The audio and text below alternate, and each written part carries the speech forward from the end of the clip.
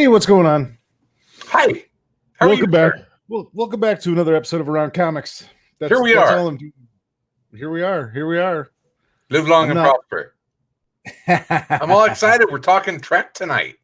We can talk some Trek for sure. Oh, you dove in, huh? Well, yeah. You know let's wait till Tom gets 3 years. 3 years I've been telling you it's good. I understand. Has it been 3 years? Has it even been out? Well, this is season 3 now. We're talking about Star Trek Discovery. Before Tom gets here, because he's putting his children's to bed, you want to talk some comics real quick? Sure. All right. Comics. I got 2 number 1 issues. One is almost too much, and one is just not enough. Almost too much, not enough. So do you want almost too much or not enough? I don't. Can you turn your speakers down just a little bit? I'm getting a little bit. Absolutely. Unless I'm just too loud. No. There, I turned mine down. Is that good? Thank you. Yeah. All right. So a little too much or maybe not enough. Well, let's start with a little too much. Spine of the World. Spine of the World. What is that? So this is like a variant cover, like X or whatever. So Spine of the World, IDW. This is actually cover B. It is the new Dungeons and Dragons comic from IDW. I actually did enjoy this, but only because I play D&D. Well, I would imagine most people that don't play D&D are not buying a D&D comic book. I'd say you're probably correct, sir. So if you play D&D, Spine of the World, kind of enjoyable because it is the first session of a D&D group getting together, but as a story. It's not like Die. It's not like the comic Die. It is a fantasy story, but you've got like a dragonborn and a halfling and a wizard and a tiefling playing Dungeons and Dragons. No, they're not. No, it is a fantasy story, but that's what it sounded like. It sounded like you meant that it's a comic book about people playing Dungeons and Dragons. No, it is a comic about a Dungeons and Dragons story. So it is not. It's not like the comic Die, which is a kind of a cool story about people that got sucked into like an actual game. No, this is just a fantasy story in the Dungeons and Dragons universe. So is it called Dungeons and Dragons Spine of the World? Yes, Dungeons and Dragons at the Spine of the World. At the Spine. Where is the Spine of the World? What Dungeons and what realm? They are in and I'm still getting feedback. Do I need to put my headphones on? Maybe. They are in Icewind Dale. Oh, okay. The Icewind Dale trilogy, home of Durden. There you go. And that whole cast of characters. The Icewind Dale. I'm trying to remember other Icewind Dale characters. Hold on, Tom. I'm letting you in. There's Tom. Hi. Certified badass Tom Caters. How's it going? Good. Chris, can you hear us? Yes. Is that better now? Yes. Okay. Perfect. There we go. All right. Yeah. So it's it's a D&D story in Icewind Dale, and it's a lot. Why was it too much? No, not too much. Almost. You said it was almost too much. It's just, it's a lot of they're introducing like 6 major characters, and it's just like the first session of a D&D campaign where you got to get the band together, and so it's a lot of world building and a lot of characters, and you're just and it's fine. I felt like I got my $3.99 worth. Too many damn characters. I said almost too much. It is actually It's good. I actually enjoyed it, and I'll read it because I play D&D and it was fun. So can I tell you a funny Dungeons and Dragons related story? Always.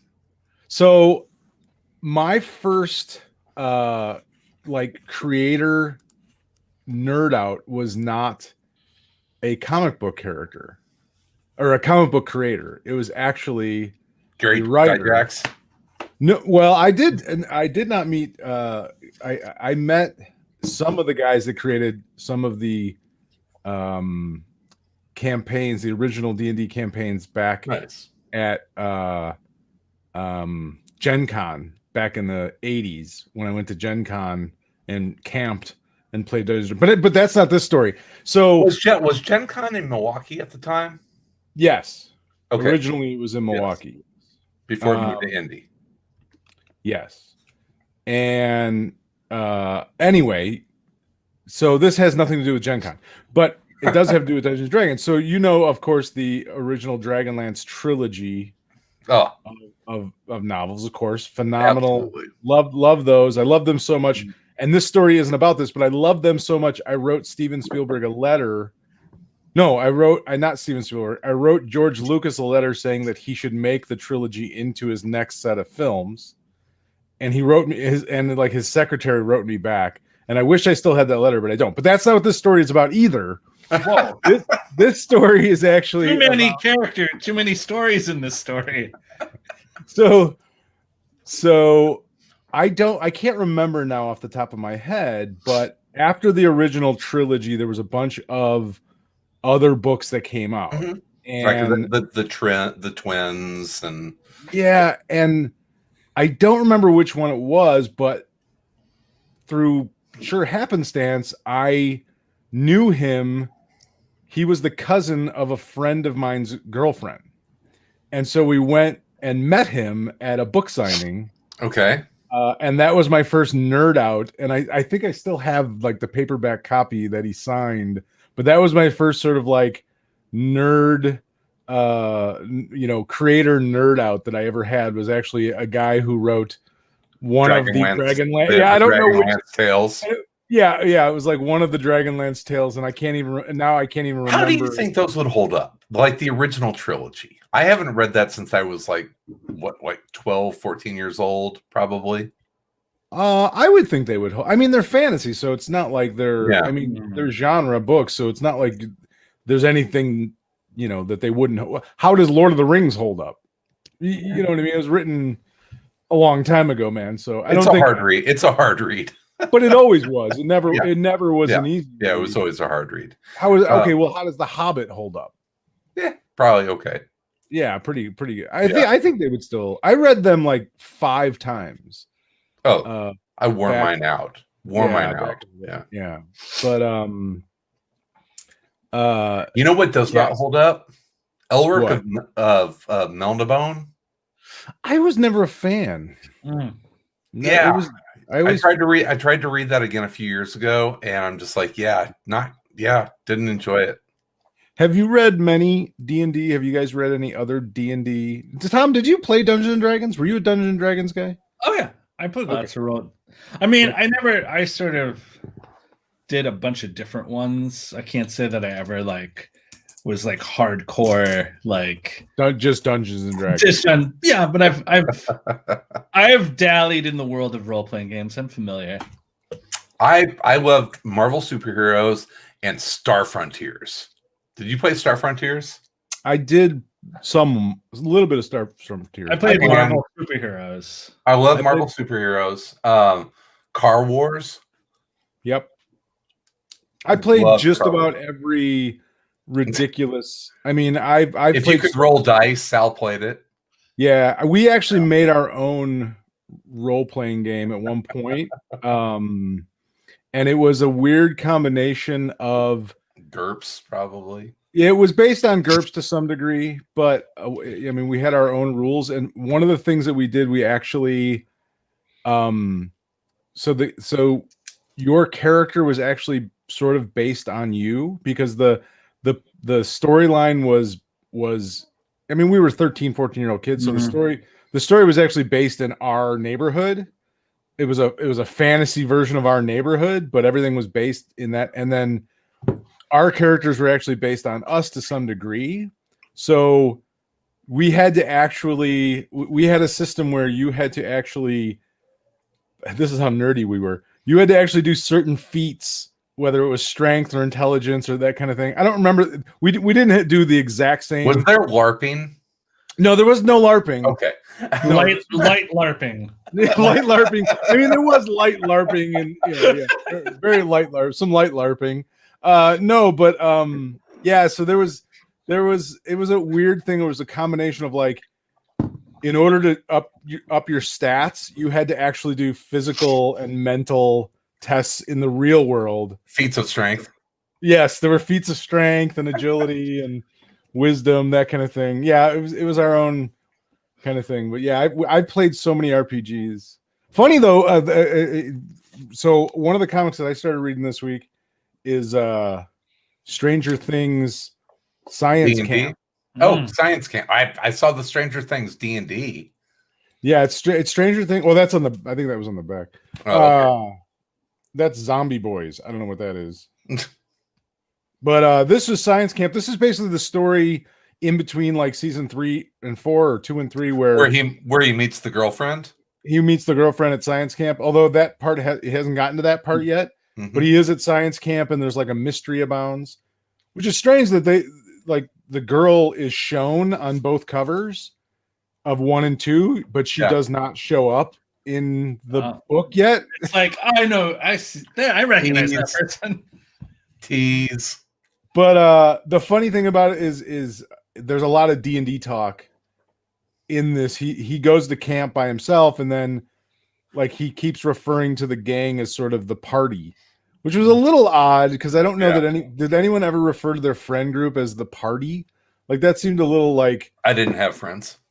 Oh, well, okay. But there's some D&D stuff in there, and it's okay. It's not. I didn't love this Stranger Things story. It's okay. It's a little funny enough. I feel like it's written down to like kids, even though the show's not. Like it's odd, but it's so weird that I like every time I read this stuff, it's just like, wow, 1984, 1985. This is so in my wheelhouse. Stranger Things is like the most perfect. I was 13 years old in 1984. Yeah. Like this could not be more. Yeah, those kids are you. Yeah, they really are. Me and my friends riding BMX. I have had to force myself. There's a dude on in like Carroll Stream here around by where I live, and he posts in all these Facebook groups. He goes and like he gets like classic BMX bikes and he refurbishes them and sells them on Facebook for like anywhere between $250 and $600 depending on the bike. Okay. And it has taken a lot of my willpower to not buy like a 1986 BMX chromed out like tip top. It's like I could ride that again. I could ride around town on one of those things. I mean, it is golden age for us with the nostalgia TV and stuff. It's not between like Cobra Kai and Stranger Things and I mean it's just those two and Star Trek. Star Trek. Are we going to talk Star Trek? Star Trek. Well, I can definitely talk Star Trek. So all right, I will set the comics aside for now. But unless you have more comics talk, I don't care. We can talk about I want to talk about one that was a little where Spine of the World, I needed a connector. It wasn't too much. It was just it was thick. It was dense. It was worth the $4. There was a lot going on. A lot of world building. My comics thick. Thin. Likes girls. Thin. Just fucking thin. Fucking real thin. First of all, I need to go back and catch up on my tell the listeners, Chris, what that is. It is Kick-Ass versus Hit Girl #1. Okay. Looks great, and it's Marcelo Frusin on art and Steve Niles on words and scripting and all that. I don't know. It's just I was done with it, and I'm just like, nothing happened in this first issue. It was, I mean, it's obviously the first chapter in what's going to be a 6-issue trade, and like literally nothing happened in this issue. So not that I felt ripped off, but it was just like, okay, this is decompressed. And I read it right after Spine of the World, which was just jam-packed with stuff. And so I was just like, I felt like that was really dense, and I thought that this had a lot of air in it. And so didn't dislike it, but it immediately went in the will trade wait pile. Yeah, that's tough when I mean, especially this day and age where it's like $4 for a comic. I did not feel like I got $4 worth of story out of this. Yeah. I mean, I don't know how. I don't know what the solution is to that kind of thing either, because it's like, and that's not just, and it wasn't bad. I liked it. I would really like it as the first chapter of a trade, but as a standalone issue, nothing happened. Now you gotta wait for the next one. Yeah, so I don't want to come off like I'm hating on it or railing on it, because I will read the rest of it, love the art, and I like that universe. But yeah, it was just like I was done. I was like, okay, yeah, nothing happened there. Chris's hate corner. What does Chris hate this? What is Chris hating on this week? And the garbage bin. Well, you are one of, according to our latest podcast, Apple Podcast review. Oh no! You are one of the most negative and arrogant comic book podcasters. Am I really? Yeah, that's according to. I think it may have been a fan of your former podcast that nice. Yeah. Nice. So I'm negative and arrogant. Negative and arrogant. Yeah. One of the most negative. One of the. Not you're not the most. He didn't even give you. No, I want it. Oh, I'm not even the most negative or the most arrogant. I mean, I'm assuming Tom and I are the other most. No. But I mean, if you're going to go all the way to really tear someone down, I mean, I guess that is some nice sleight of hand to not even make me the most arrogant and the most negative. No. I'm not even good at that. You're not even. Yeah, you're not. I'm not even I'm not even the biggest asshole. I'm just an asshole. Just another asshole. Just. I'm surprised someone referred to you as negative. I mean, arrogant. Yeah, arrogant for sure. That's a given. Granted, yes, of course, absolutely. No argument. No argument there. Yeah, I mean, eating somebody's Wheaties. It's going to be hard because I'm not going to be able to sleep tonight now, guys. Until you become the most arrogant. Before Chris gets more negative, we don't want more negativity. Well, I'm gonna have another beer, and then I'm gonna get real fucking arrogant. Bad energy. Oh no! I think this is. We found the source of the problem. The bad energy.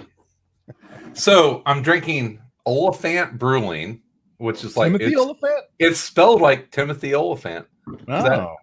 Is that? Is there a cowboy? No, he has a Y. No. It's a Y. This is the Honeys peanut butter and honey golden ale. Another Timothy Oliphant plug on the show. Another. There you go. We keep calling out Tim Oliphant. Mm-hmm. He's an honorary member at this point. Friend of the show. So, I hear he's an arrogant, negative. Doesn't know. There's no strangers. It's just friends of the show we haven't met yet. That's right. So I believe that we're going to talk about Star Trek Discovery. Is that correct? Well, that's the tip of the iceberg, but it goes from there. Yes, really? That's the tip. Oh wait, before we go there, we have a question from Sean Burris. He says, "I was wondering if you have ever discussed Black Hammer or Ether. If not, future episodes maybe. We have actually. I know I talked about. Well, we've talked about Black Hammer a lot on previous episodes, and I know Ether was one of my favorite books when that came out. Mostly for the art. The story's a little wonky, but I really love that artist. I can't remember his name. It's something Latino or Brazilian or something. Was that a Matt Kent project? Ether? Did Kent write that? Like yes. I don't remember, but I feel like it was, yes. But we have spoken on both of those books in the past. Yeah.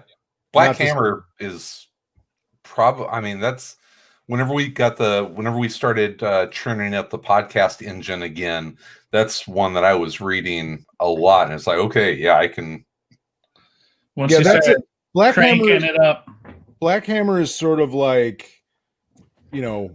instant buy for me. Anything at this point that comes out with Black Hammer.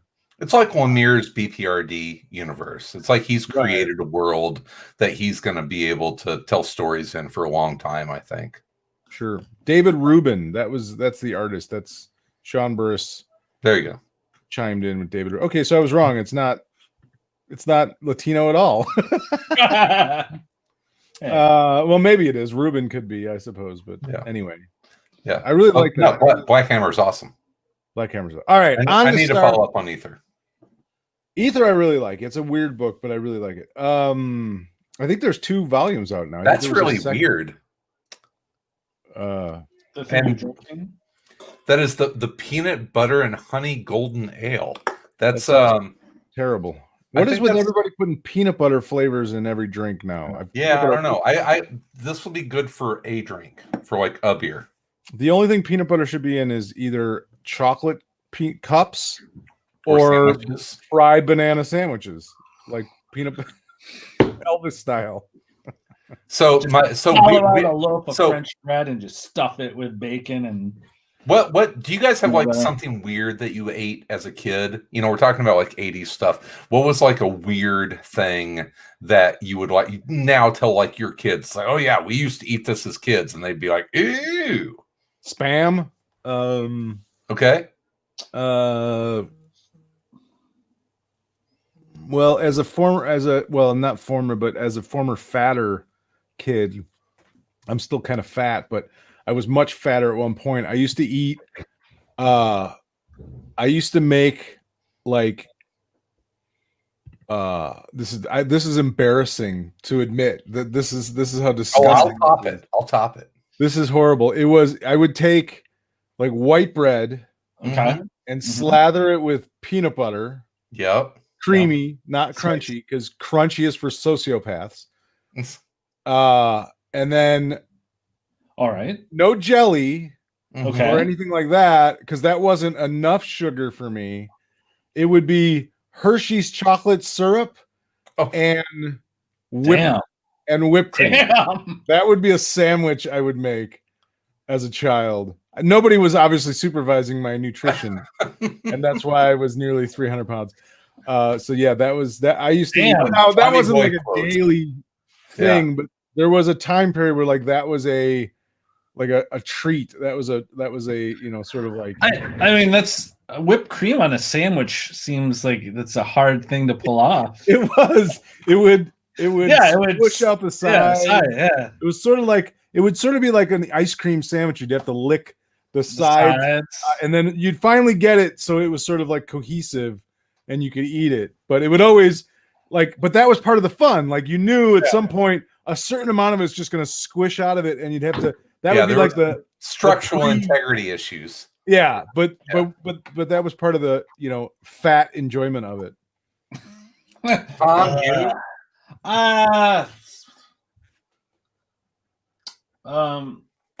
can't think of anything. Probably, the other day I saw a sign for Wildwood soda, like generic soda, and I thought about how I haven't had like a generic like Mountain Holler, those like weird like you'd stop at like a grocery store, and it's like, oh, I could go for a Coke, and it's like, I guess I'll have this Wildwood cola.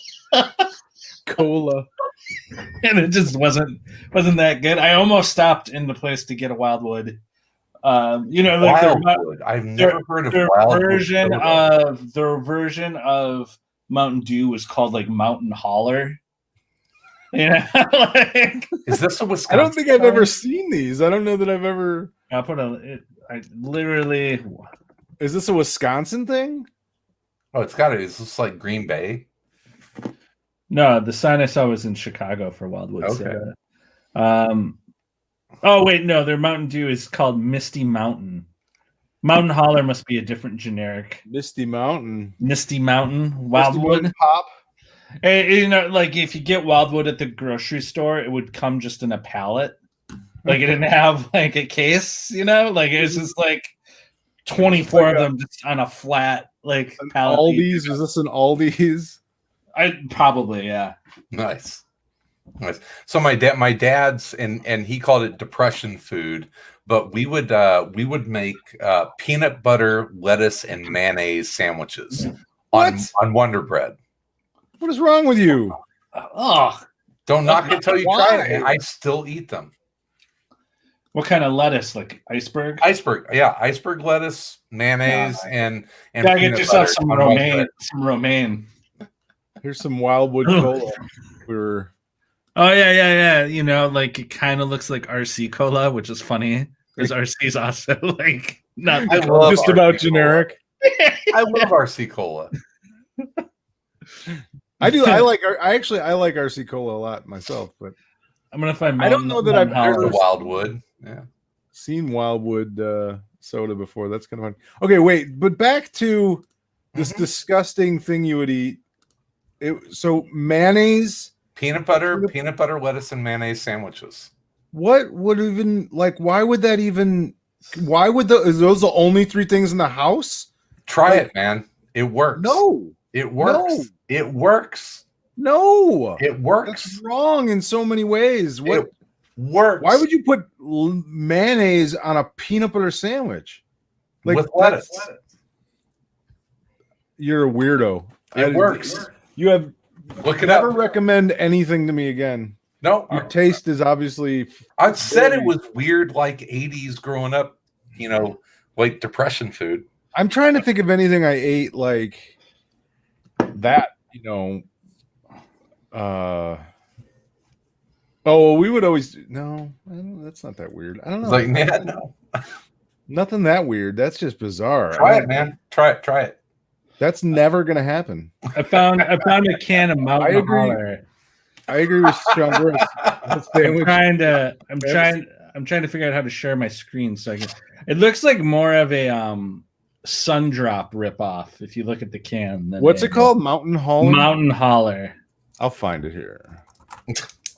Is this a trucker soda? Yeah, I figured it out. Did you get it? Yeah, I just have to find. Oh, Mountain Holler. Holler. Oh, it's like a Sprite Mountain Dew ripoff. I gotcha. Here You see that? Yeah, I'll add it. There we Radical Citrus Mountain Holler. Radical Citrus Thirst Blaster. go. Yeah. Yeah. Look at this guy. Wait, where's? Oh, wait. I want to share. I'm going to share my screen real quick. This is what Tiger King drinks. Look at this guy. Mountain Holler. I don't know who this guy is, but he looks like a Mountain Holler drinker. Yeah, drink it. I mean, that Liter. guy. Yeah, absolutely. Throw back a liter of Mountain Holler. Wow. I have never seen that. That's Dr. Pop. How about some Dr. Pop? Oh wait, I saw. Okay, I gotta show you. Wow, these are some great generic soda. Oh yeah, that was the one. Dr. Bob and Mountain. Oh wait, there's Shouting. Dr. Hillbilly 38. Holler. Was Hillbilly? All right. Was it called Hillbilly Holler before it was Mountain Holler? But then they figured it was non-PC. It was no longer politically correct to call it Hillbilly Holler. Dr. 38. That's a good one. Dr. 38. Oh wow, guys, this is now turned into a generic soda podcast. Yeah, we've gone down a rabbit hole. All right, A nice cold glass of Dr. Bob. dude. I want that Mountain Holler hat so bad. Like, Yes, knockoff soda drink. Yes, Yee. get yourself a Yeehaw. Mountain Holler. I'd go for a Dr. Bob hat. Dr. Bob. People would think you're a doctor with that. Are you Dr. Bob? Are Is you that your Dr. hat? Bob? They already think he's a doctor. This is true. All right, Star Trek. All right, let's go. Let's go back. Okay. All right, so Go ahead. are we jumping into Discovery season 1? You and Jack have started watching season 1 of Discovery. Yeah, I put it on, and he just happened to be there sitting with me, and I turned it on, and to my shock and surprise, he was very into it. Like, he really enjoyed it, and Because it's dope, man. And well, I mean, I had actually watched. I think I had watched the first episode when it first aired, and then I never went back to it. For whatever reason, I don't know. I just I wasn't in the mood for more Star Trek or something. I don't know. But so you kept talking about wanting me to watch it. So I'm like, all right, I'll give it another shot. Why not? I need something to watch. I've run out. I've watched everything that's on TV, so I need something. There is nothing left to watch. You found the end of the internet. I've watched all of it. At this point, it's going to be like I'm going to be watching like snuff films, and I'm running out of things to watch.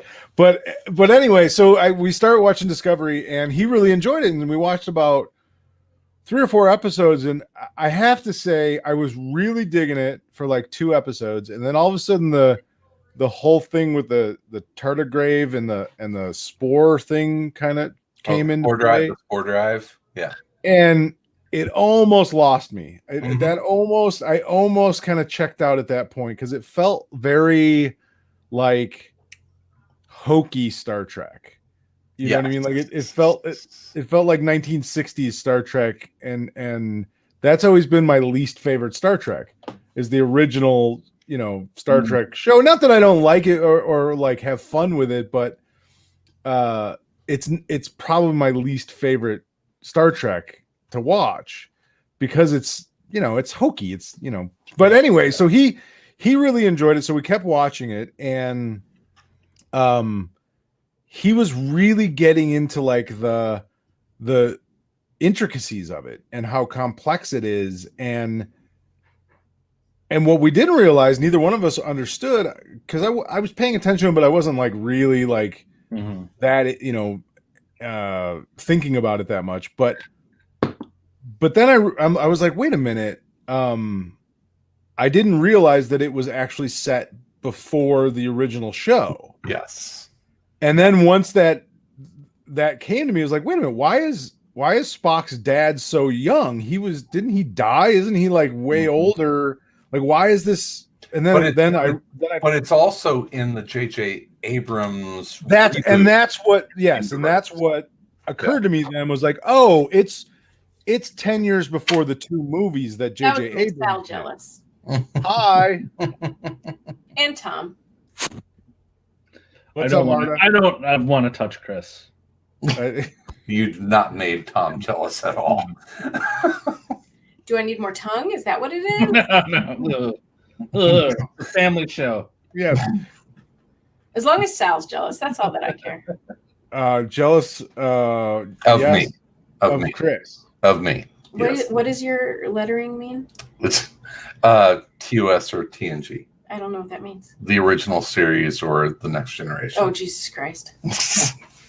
We're nerds, Marta. I'll take Tom's certified badass for 200. Yeah. Yeah. So I've never seen a single episode of Star Trek. certified badass Tom. Yeah. Certified badass. Yes, you are. I shot 25 last night on my archery shoot. Marta is grousing that she shot a 25 in her archery league last night. So that's I don't know. Okay, well, it's five is that like buys basically? Is that like a 10-year-old and a 15-year-old? That's a 25? No.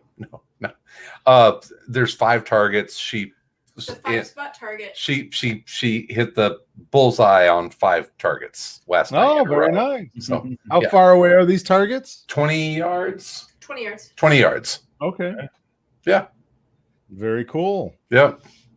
So she said, Tom, she is a certified badass as well. It's true. All right. I recognize one when I see it. All right. I'm sorry. I want to when COVID's over, I want to put money on that I'm a better a better archer than she is, and I haven't picked up a bow in 5 years. Okay. I will bet her. I may take that bet because she's getting pretty good. All right. Anyway, yes. Back to before. So once you figured out that not only was it before the original show, but it was also in the J.J. Abrams kind of reboot universe before the original show. You're like, and it's like, oh, okay, this is interesting, and that makes sense to me. But the thing that really was interesting was that my son Jackson was like, well, now I got to watch the original show. He's like, now I got to watch everything, because it was sort of like the fact that that Michael was raised by Spock's dad, Sarek, right? Forgive my memory loss, but and he was in the show, and that those whole connections, and that they're I think he really enjoyed the fact that there was like this whole like big universe behind it all, this whole, no pun intended. And so he's like, well, now we got to watch everything. And I'm like, well, you realize there's like 3 seasons of the original show was in the 60s, and it's really bad. And then there was like 5 other shows. There's like 7 movies. Yeah. There's a lot to watch. She's like, that's okay. I'm in. I'm like, okay. So we actually, chronologically, is he all in? Is he starting with the original show and then going to TNG? We probably will watch it chronologically, but we did actually go and start watching last night. We started to watch the original series. Okay. And I warned him, ahead of time, like, okay, just be forewarned. These are remastered, so they added some digital effects to them. But this was in the 60s. This is cheesy, but you can still have fun with it, even though it's cheesy and corny, and it's still written well. Like there's still well written shows in the idea of like they're trying to say something, and that's what I think he really kind of liked about it. Was like he liked the sci-fi, the actual hard sci-fi of like, oh, these are like cerebral.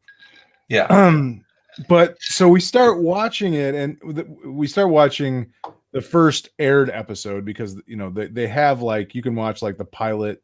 The original pilot, which I'm gonna spoilers before you get into season 2 of Discovery. Watch the pilot and those episodes. Really important. The what episode? The whole 3 seasons of the original series. I have to watch. No. Watch all of the Christopher Pike episodes. Well, that's only 1. Listen, is it 1 or 2? I think it's the pilot and then an episode in the original series. I may be wrong though. My advice is to give up. There's too much to catch up on. Just give up now. Just stop. But watch the Chris Pike stuff before you get into it. But has Jackson? Well, we watched about half of it and then turned it because it's so terrible. It's so bad. Yeah, but watch it. It's why. Yeah. You all will be revealed. You watch it and you're like, oh, I get why they changed it. Yeah, I get why they didn't want to buy this show. It was awful. But the funny thing is that the actor, the guy who played Pike, is he's a very typical 1960s TV leading man, and it's interesting because that whole cast is replaced, other than Spock. Yeah. By the and when Shatner comes in, it's like, say what you will about Shatner, but for a 1960s TV actor, he was fucking cool. And like loose, and like he was just like relatable and funny and charming, and like he didn't have that sort of stoic leading man thing. I mean, he was definitely a leader, like he was handsome and had all those sort of qualities of a captain, but he also was like, he was just had a looseness about him that a lot of actors. Yeah.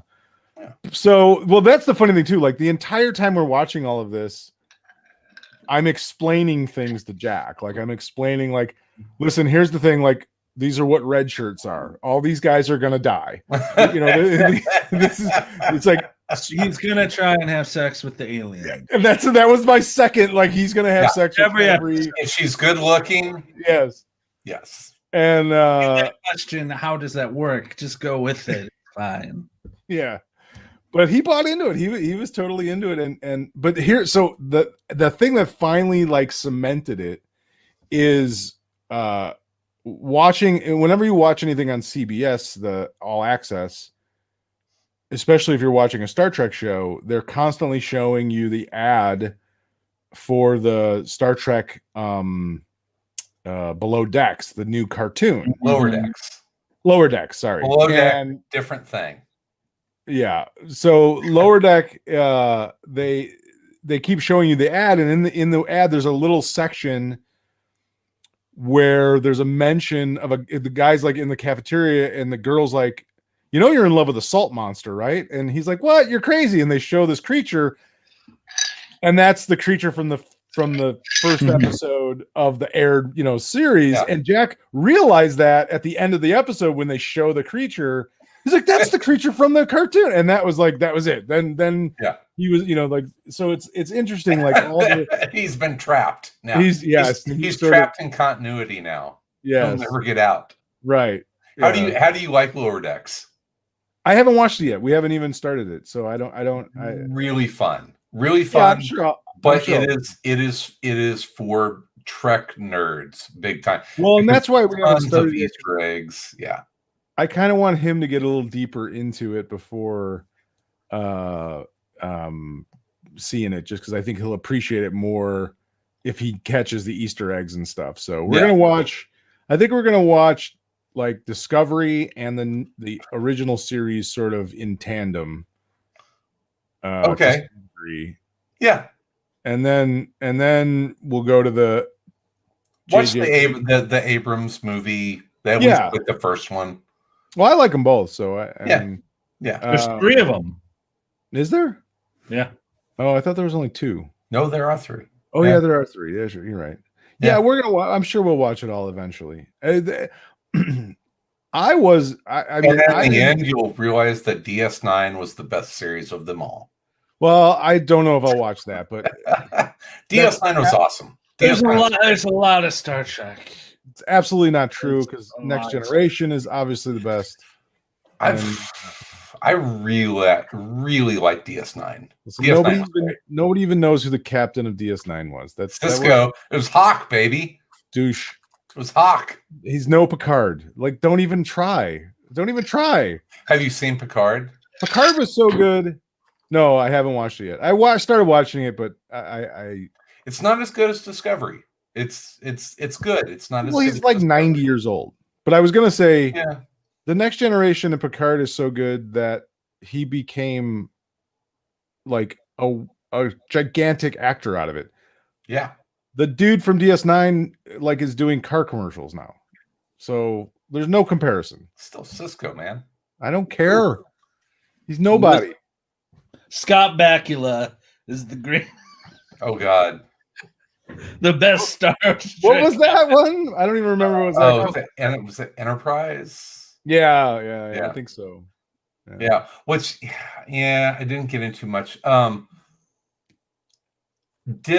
Was there a series before Discovery that took on kind of the modern like single season story arc?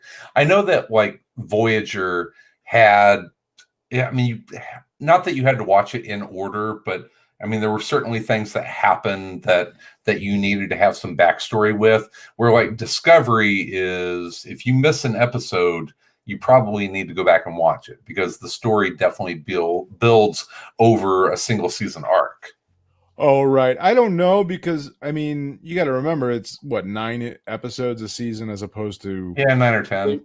They were still doing probably 22 for Voyager or whatever. And that's what I told my son. I said, it's only 3 seasons of the original series, but there's 22, 24, and 30 episodes in those seasons. So, and they ain't all great. No, they are not. No. We got to get 20 of these up there. But having watched the Mud episodes, because Mud comes back in the Discovery. The Mud episodes of what? Of the original series, because Harry Mudd is a character in Discovery. It's Rainn Wilson, right? Is it? What? I don't Yeah. know. I have no answer for you. Well, I just watched him in like episode 2 of Discovery, or 3. Playing a Yes, character yes. named. Yes. He plays Mud. He's Dwight Mudd, isn't it? Yes. Yeah. Yeah, he's fantastic as Mud. I don't remember Mudd from the original series, so that's gonna Don't be. take The Trouble with Tribbles. Don't take Chris's advice. Just watch them in whatever order. Come Listen, on, I you know don't remember the Trouble with Tribbles or I Mud remember Women? what a tribble is, but dude, it's been 20 years since I've watched these. Mud was in, And I never really liked him that much to begin with. Which Tribble was your favorite? I like the Trouble with Tribbles. What's true? I remember those things running around the ship, and Yeah.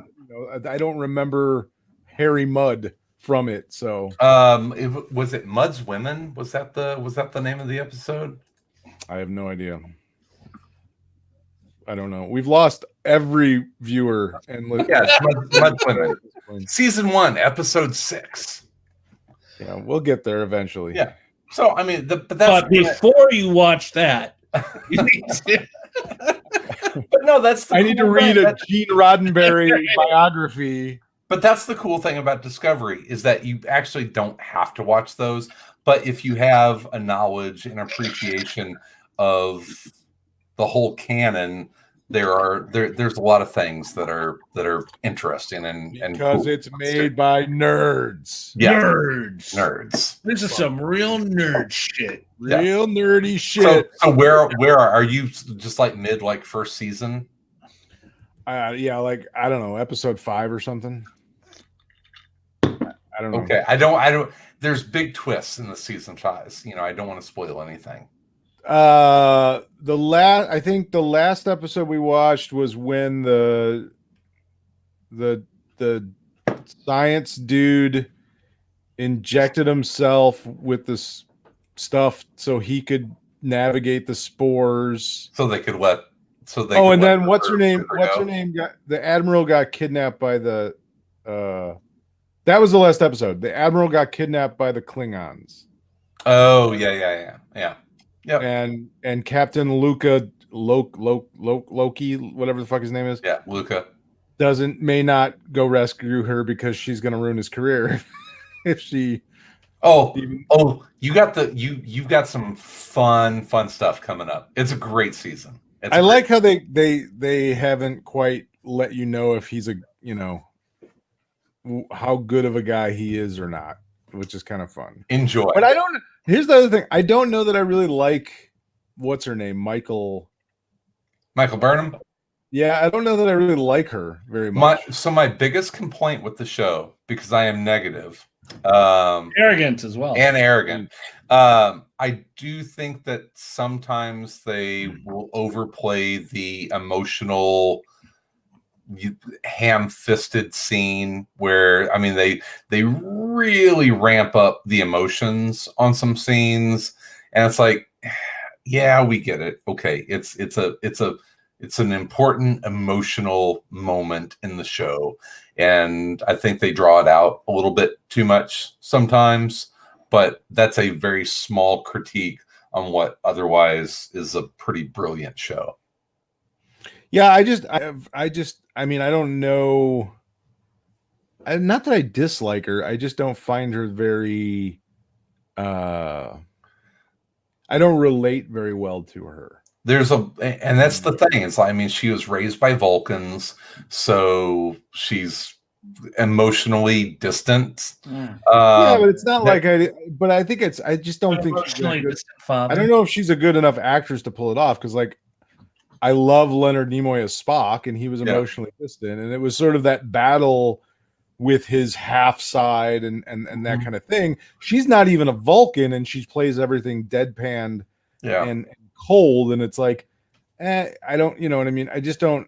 I think there's a lot of character development, but I also think that there's a lot of forced scenes where they're trying to really push the emotional sides of things to be like, look, she's actually a human, and not a Vulcan. So it's just a weird thing of mostly in Star Trek, it's always been the characters that I'm attracted to. Like there's character, it's like whether it's Kirk and Spock. In the original series, it's Kirk and Spock and Bones, Bones. Scotty, But it's their friendship. I'm just speaking personally.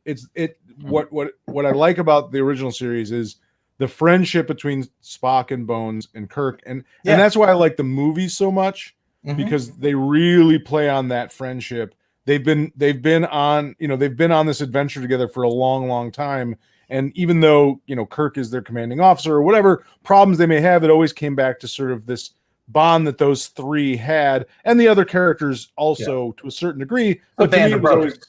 Band of brothers. And in Next Generation, it was the same sort of thing. Like Picard was such a great leader, and the relationships of the likability of Data and the characters that you root for in this series is like, I don't really like any of these characters very much.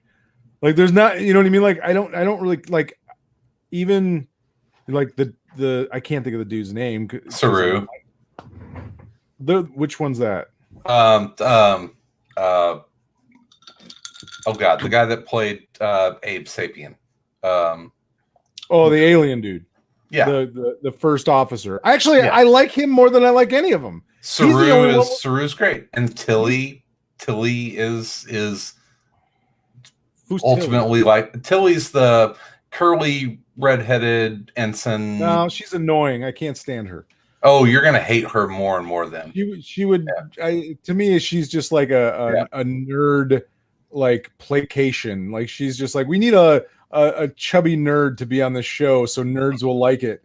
Yeah, but they do ample amounts of making fun of her for that as it goes along. So it was Stanet, the engineer, that they have an interesting relationship. You've got a lot of good TV. We're gonna fill this whole show with nerds and losers, so our audience can identify. Right, so our nerdy audience can identify with them. Ship full of virgins. Yeah. Right. So far, I'm more engaged with the Klingons than I am with the humans or any other. The whole thing is very cool. The warp speed works on virginity. It's anyone on the ship has sex, they can no longer travel faster than light. I do like Saru. He seems to be one of the Doug Jones. I kind of like him the most. Doug Jones. He is very skinny. He is tall, very lanky. Yes. And his face looks like it's made out of silly putty. But other than that, I like him. Mm-hmm. Yep. Yeah. He's a neat character. So yeah, I'm glad you guys are digging it though, and I'm excited for Jack. He's got a lot of really awesome, really terrible things to watch. Yes, he does. The poor bastard. He'll never. Just warn him about Will Wheaton. See, I never understood the hatred of Will Wheaton personally. I never got that. Like, I didn't like. He was supposed to be a kid. That's like, people hated him because he was a kid on a starship. Yeah, he's supposed to be a kid. Like, what the fuck do you want him to be? Like, I never understood why people despise that kid so much. All right, so who is your most hated Star Trek regular character?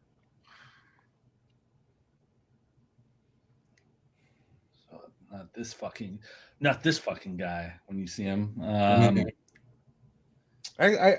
never liked Q in Star Trek: The Next Generation. Okay, that's fair. I just felt like it was like over the top and like a cheat. Like, it was always just like, nothing that's happening matters. What's her name? The blonde half cyborg chick. 7 of 9. Yeah, she sucked. Everyone thought she was like amazing. Everybody loved her, and I was just like, whatever. Don't watch Picard then. She's got big boobs, but other than that, like, this character is useless, and just, I don't know. She was so annoying because, actually, no. You know what? Who I hated the most? What was the other blonde? Oh, he just hates blondes. Tasha Yar. Yes, I think. Who is she from? Next Generation, like first 3 seasons. Yes, and then they hated her killed so her. much. Well, they killed her, and then they Good. brought her back as like the Right. daughter of Tasha and a Romulan, which I was hated her face. I didn't. Yeah, that she was probably. Well, you asked who was the most hated. Yeah. There's a really good documentary out there about the first couple seasons of Next Generation and just what a fucking mess it was. Oh yeah. Yeah. Who was that snidely doctor dude with the dark hair, but he was like a hologram doctor? I think he was on what show? It was Voyager. Voyager. Yeah, he was a dipshit. Didn't like him. Every time Q showed up on the Next Generation, I was like, "Oh God, This fucking guy." second guy." Like, But a couple of the best episodes were Q episodes. yeah, I was just like, this dude's on screen, like chewing the scenery, and then like He at the end, it all disappeared. The series finale was fantastic. I do not. They stuck the landing. I do not like Q. I understand. No, I can see that for sure. He was annoying because he was such a over the top actor. I saw him on an episode of Murder She Wrote a couple weeks ago. I never that's liked what we Scotty. watch in the morning. Never like Scotty. I never liked Scotty. Never like Scotty. I'm kidding. I'm just kidding. Here's my list. Here's my list of all the Star Trek characters I hate. Spock. Most of them. This guy again. I will say once someone pointed out to me how number one from Next Generation, whatever the fuck is, I can't think of his name. Riker. Yeah.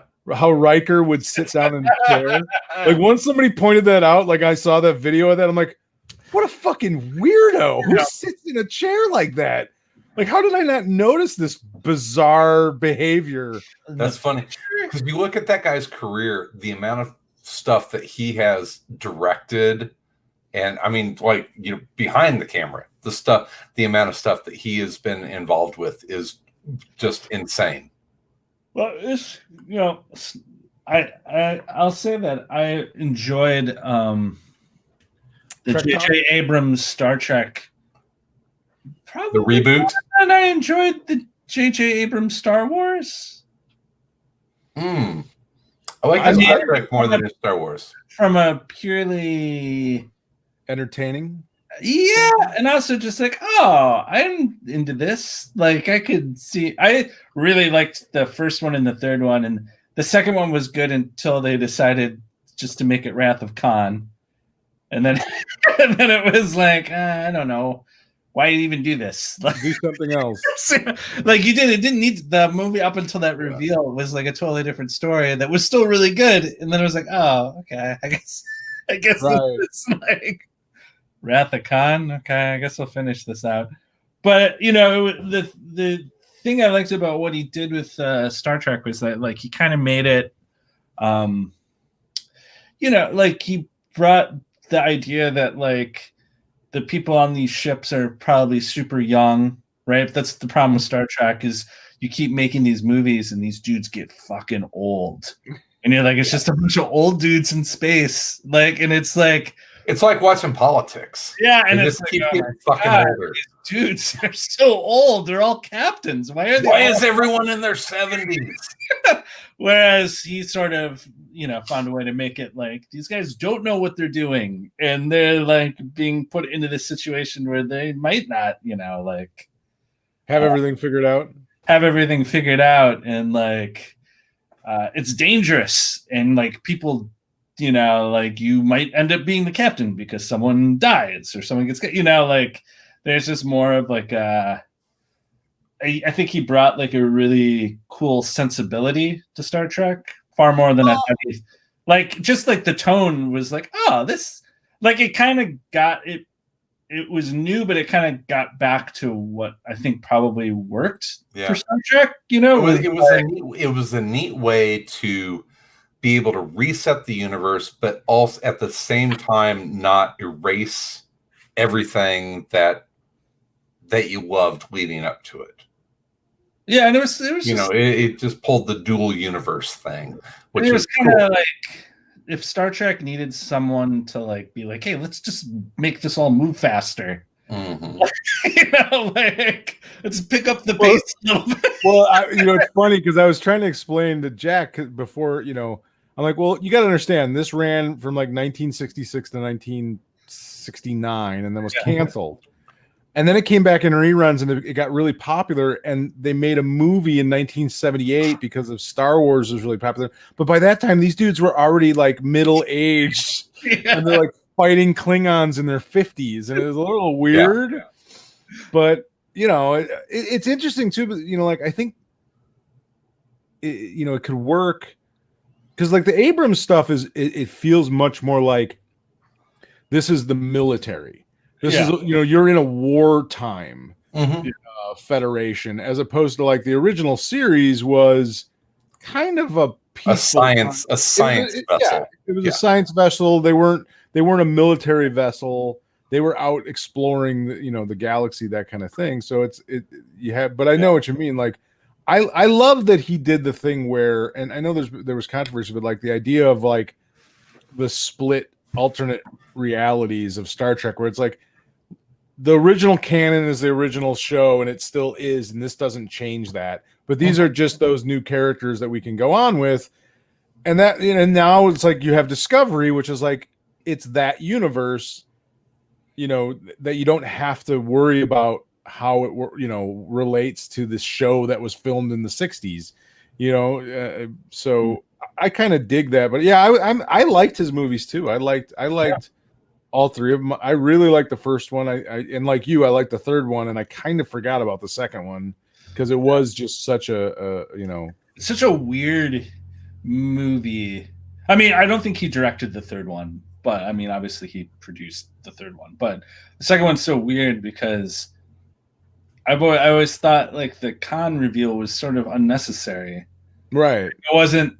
It felt like tacked on. What was why did that even need to be? It didn't resolve anything. It didn't like, okay, I guess this is that. Like, okay, we're doing Wrath of Khan. I guess we're doing Wrath of Khan. But yeah, I mean, and Benedict Cumberbatch was so good. Yeah, he was great. That you really didn't need him to. It almost like took it down because, let's be honest. What's his name who played Khan?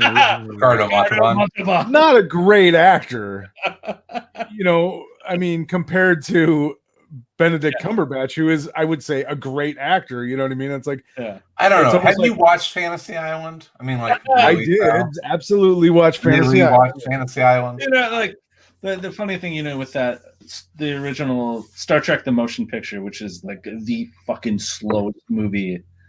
Like it's terrible. It's terrible. It is a terrible fucking movie. Human, like I know I have modern eyes, so I want things to move quickly. But that movie, there's like a 20-minute like light flyby. Yeah, where it's just like, what the hell? This is going on for so long, and they spent so much money that they got way less money to make Wrath of Khan, and Wrath of Khan was like 1,000 times better because they couldn't have a 30-minute flyby of the ship. Yeah, they had to cut the special effects and actually have like story. I was like, what is happening? Why? But I'll tell you what, I watched that as a kid. It was similar to my experience of watching, as we go back to all the times I've watched movies when I was a kid and was like, what is this? Well, I will say this as someone like I said, I obviously didn't watch the original series when it came out. I didn't even watch it in rerun. It's my first connection to Star Trek was the first movie.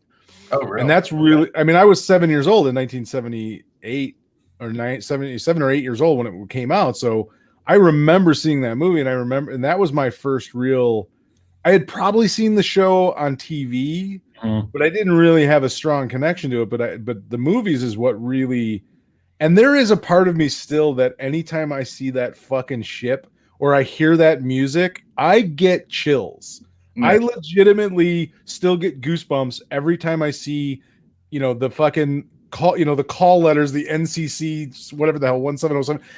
And I see that fucking ship in slow motion pan by in any goddamn universe, in any movie that they do. The intro to Discovery so good because they call back to that. Yeah. And there's that moment that you're like, dude, that sound, that music, that dun dun dun. I get right now just it's so humming good. it It's so good. out of tune. I get chills. And then you followed up in the motion picture with a 15-minute shuttle docking sequence. But it's slowly like, I love it. I love it. I can't get enough of it, Tom. I'm sorry. What is happening? This movie's so long. How long is this movie? Listen, they didn't know it. They didn't know what was going on. Well, then you listen. We got a bunch of middle-aged actors from television. These guys haven't been in a movie ever. So there's going to be no running or jumping. Yeah. We really got to stretch things out here. How about a 15-minute docking scene? Yes. Oh my God. Let's fly by twice to see the ship. Ship see it. And then I mean you have to be old farts like us to really understand the sea change that Next Generation caused. I mean, this is what year does Next Generation come out? It's what, 80, 88, 89? 7, I think. 88. I thought it was later. I thought it was the 90s, but well, definitely into the 90s, but very, very, very late 80s or 90s. I mean, what a big deal. I mean, and this came out at a time when, I mean, like cable wasn't even that much of a thing. I mean, it was on the UPN. Yeah, if you remember what that was. I do. So it was you know who does it was Dave Chappelle in one of the Chappelle Show episodes. Like he does something and he's like, this is really controversial, and they were saying maybe I shouldn't air it, but he's like, that wasn't even the most controversial thing I did this episode. And then he does like a mock cartoon frog from the WG. It's like, where's your mammy now? That's the most racist frog I've ever fucking seen. Yeah. I love the early 90s. Yeah. But I mean, there was a huge deal. I mean, at that time, there wasn't that much going on sci-fi wise on any sort of network. September 28th, 1987. 87. Okay, so yeah, a little bit earlier than I thought. But yeah, I mean, that was kind of the only thing going for like mainstream sci-fi. As far as I remember. I mean, I was watching Dune. But that's hard. That's hard sci-fi. That's hard sci-fi. Hard. The hardest of sci-fi is hard to understand, hard to enjoy. Hard to enjoy. That's what they mean when they say hard sci-fi. It means also with Patrick Stewart. True. The link between all of it. I watched Star Trek: The Next Generation when I was a kid, just like religiously. It's great. I started watching it with my aunt. Surprising, like my aunt lived with us for a little while. When I was around that age, like 87, 80, probably between 1986 and like 1987, she lived with us for a while, and she was a night owl, and so like I would come home and we would watch The Next Generation, like the rerun, because they were like replayed it at night, like late at night. Like they showed the original episode, but then they would replay it at night or something. I remember, and I would I would watch it with her. And she was she was like an original series Trekkie, and then she got me into Next Generation, and yeah, I watched it religiously too. Though I will say, nowadays you'll find it like marathons of it on TV. Gotta say, not built for binge watching. No. More than 2. And then you're like, oh, okay. Like, oh God, again? And then there was with another these guys, the aliens down there are so fucked up. And there was a point, especially with the movies. I mean, the TV shows, you can take them, leave them. There were some great moments. With the movies, I always just walked away feeling great if it didn't suck, because there were some terrible movies. I mean, just terrible movies. If it wasn't terrible, I was like, okay, we're good. You almost get a feeling of surviving the movies sometimes. Like they pumped out a lot of them. Yeah, a lot of bad ones. A lot of just like, what is this? What's happening? Yeah. Cash grab. If we started naming them, we would forget like 7 of them. Yeah, it'd be like, there's a couple of next generation movies, and I'm always like, oh yeah, I guess they made this movie. Like Star Trek: First Contact. What was that about again? Yeah. Huh. Okay, I think that's the only one I've watched the whole way through. Yeah. Yeah, of all the next generation ones. There's like other one, like you could make anything up. You could be like Star Trek, Star Trek Launchpad or whatever, and I'd be like, yeah, okay, that's one. Then there was the one that they finally got the original series crew together with the next generation crew, just so they could make the clean split and move on. It's over. Okay, we're not going to go. Okay, Kirk's dead. Thank God. It's over now. Yeah. Have you guys ever read any Star Trek comics? There's some good ones. I used to read the not good ones. I used to read the books as opposed to the comics. Like, oh yeah, those were good. I got into those. Yeah, there's actually some really decent artists that work on some Star Trek properties. I started reading what is it, 5-Year Mission? Is that the one that's running now? I don't know. I haven't read any. I've talked about this before. I generally do not read stuff based on comic books based on other properties. I usually am very disappointed by them, but I've started to change that a little bit. But if anyone out there has like really good, after listening to what I do and do not like about Star Trek, if you have any good Star Trek comics you would recommend, please feel free to email me at info@aroundcomics.com. I think it's going to be a short list. A Wesley Crusher mini? Is there a Wesley Crusher? I need a Worf. I would read a Worf mini. There have been, I'm sure there's got to be a Worf mini. Come on. The Deanna Troi limited series. Let me look it up. Yeah. I'm looking this up, guys. There were a bunch of Star Trek Next Generation games. I'll tell you that much.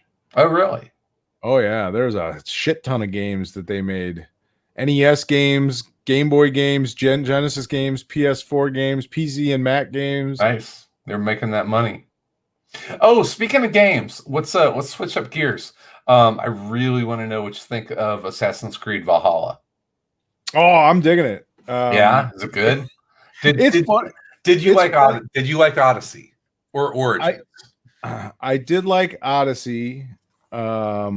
Origins, I don't remember, but I don't think I liked Origins that much. What was the one in Egypt that was kind of the reboot? I liked them both, but I liked Odyssey.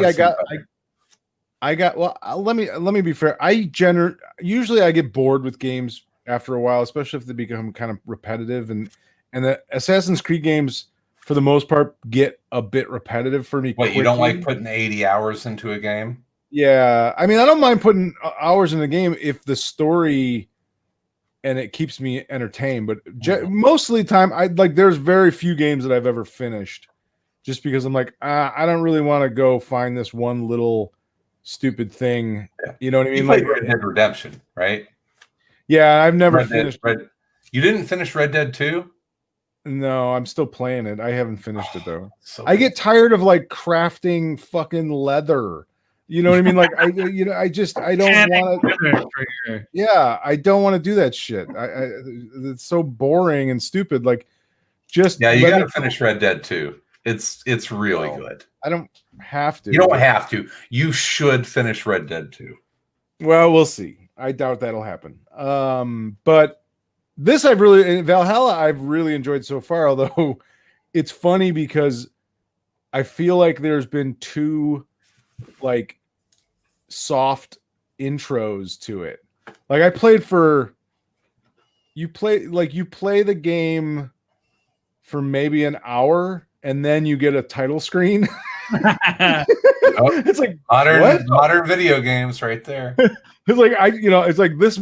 Everything you just did really meant nothing, and then you play for another I don't know how many hours. Did they do a second title screen? Not a second title screen, but then the whole game changes, but not in a bad way. Then the map opens up. The map opens up, and you basically go from like Norway to England. Which is fine, and I've enjoyed that because in Norway you can't swim for more than like 10 seconds or you'll freeze to death, and it's constantly snowing, and I can't see a fucking thing because it's welcome to Norway. Yeah, it's Norway, baby. Yeah, but so far I've really enjoyed the game. I've really had fun with it. But it's interesting because you're much more, at least initially. It's much more about being a Viking than it is being an assassin. Okay. And the assassin part of it is slowly coming along, but it's the storyline is much more about being a Viking, which is cool, which I really like. So yeah, so far I'm enjoying it a lot. I'm holding off. I probably will grab it, but I'm still disappointed that Cyberpunk 2077 has been delayed once again. Yeah, that game's never coming out. It is the 2077 by the time it comes out. Yeah, I'm not the first person to make that joke. I feel like George R.R. Martin has written this game. Did you read the Cyberpunk 2077 comic book? No, but it's by Cullen Bunn, and happy 50th birthday to Cullen Bunn, by the way. They had issue 2 and 3 at the comic shop. I couldn't find issue 1, so I need to find the first issue. I think I might have it. Okay. I read the first issue. Yeah, I liked it. It's cool. Yeah. I mean, that game looks amazing. I actually was looking at a copy of the art book for that game, and it looks unbelievable. But yeah, the comic's pretty fun. It's just sort of like a tale from that universe, but I don't know how much it does or doesn't have to do with the game. I have no idea, but it's basically the concept that Cullen wrote is basically it's about a it's basically the idea is if paramedics were for hire for rich people. So like in the future, you can't just call a paramedic. You have to like hire them like a mercenary, and they come. Yeah, probably pretty accurate. Yeah, right. It's like not that far from that now. Yeah, we're not too far off.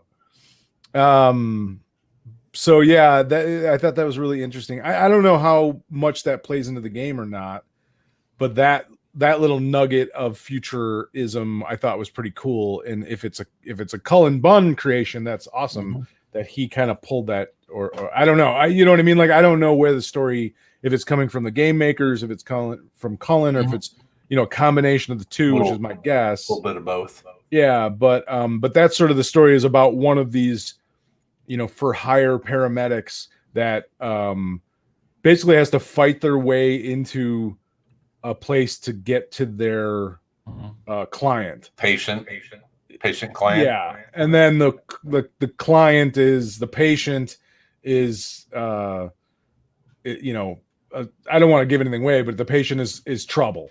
Let's just say so. Nice. Yeah. So is the first issue is really good. Cool. All right. Where are we at here, guys? Are we about done? Yeah, I don't think anybody could take any more Star Trek talk out of me. That was a lot of Star. That's the most Star Trek talk you're ever going to get out of us. But you will get some talk about our Trade Talks selection. Which Tom, tell us a little bit about your Trade Talks pick, which we're going to be talking about next Tuesday, I believe. Prez, the new one, not the old one. It's on Hoopla. It's about a teenager who becomes president. Less contentious than that. Wait, it's not about a toddler who becomes president.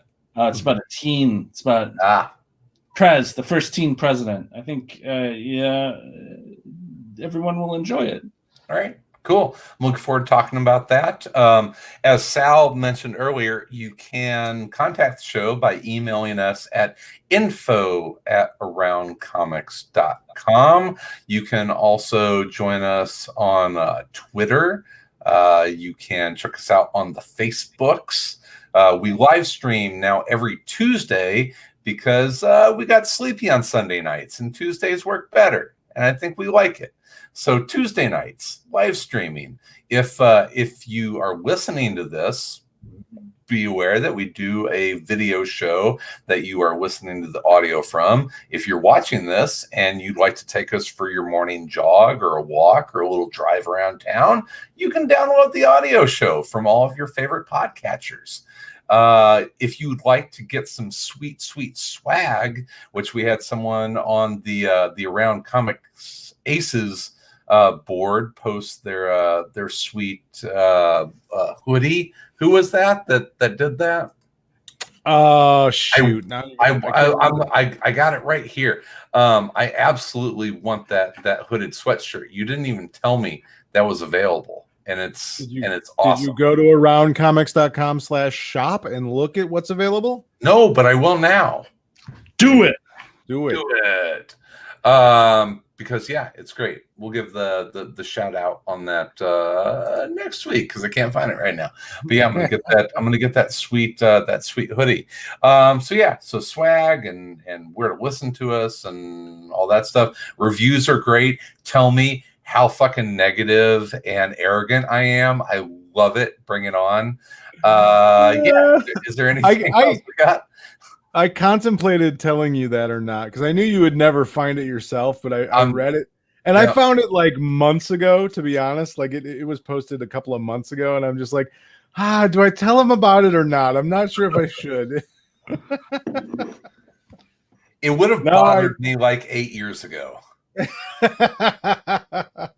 Chris is definitely not sleeping tonight because all he's going to be thinking about is who this person was. Why would they pick me out of everyone? How dare they say I'm arrogant? I'm not fucking arrogant. If he didn't like you on the other one, why did he listen to you now? I don't understand.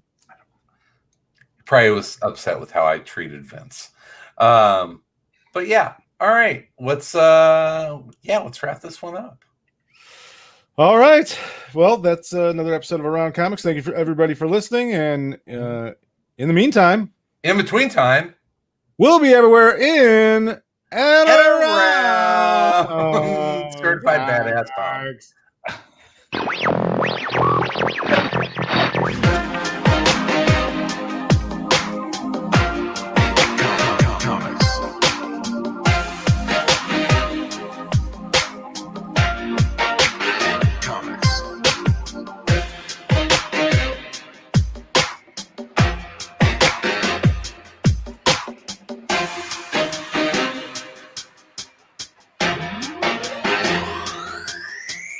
Comics.